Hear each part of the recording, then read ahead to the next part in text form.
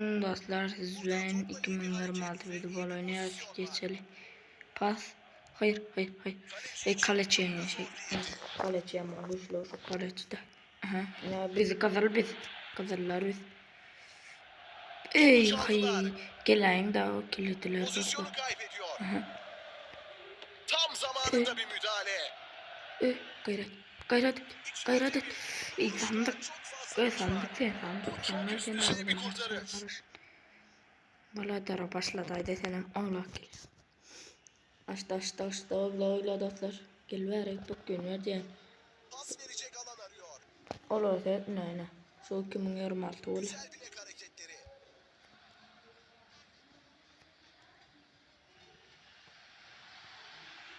Gol.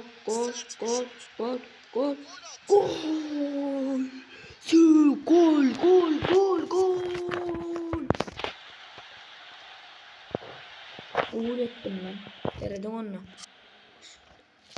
İşte top Bir gidiyor. nol şuat. Biz Amerikalar ötken o Rusçiler. Olar nabeler ötken. Ve Rusçiler böyle. Maç bitti. İkinci tur başlayacak. İkinci tura geçelim. İkinci tura geçeceğim. Tamam. İkinci turdan başlayalım. Daha bir nol. İkinci turda 2-0 etmesem ben adıma. Pasası al. Git. Adam yok. Ayırlayan. Aha. Ve onlar. Yani dostlar. Yok turları ittirdi. Aha. Alım. Önde adam. Vur.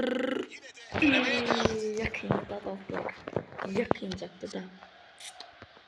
Bol başlasana. Al.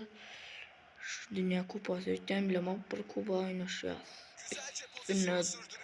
O topu minde starda da şunun kupam ne demem ki. Aha. Hop ve taş. Kaleyi bulsa harika bir başlangıç bekliyor ama ıskaladı. Alım. Kaçırdım. Şu videoyu kaçırdım. Ara pas.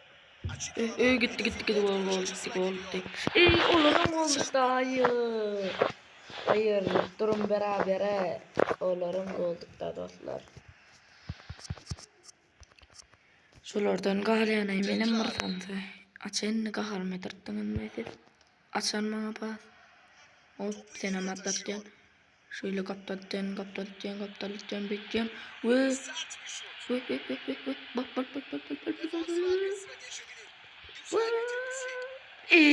Kaç tane sen ikili ya dünyada şu ikilik var. Getir var ya.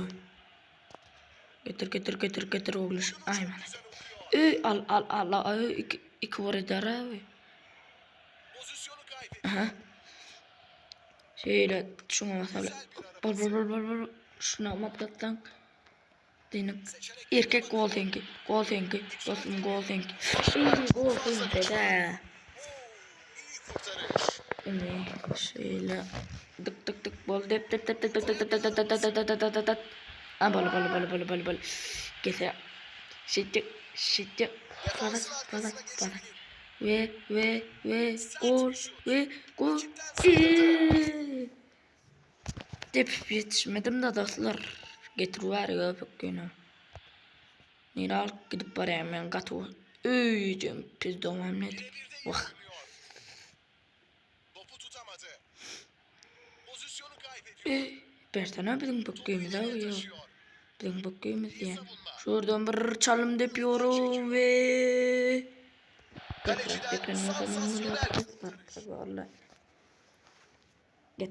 Getir o bakıyorsun ağam. Tanıtça.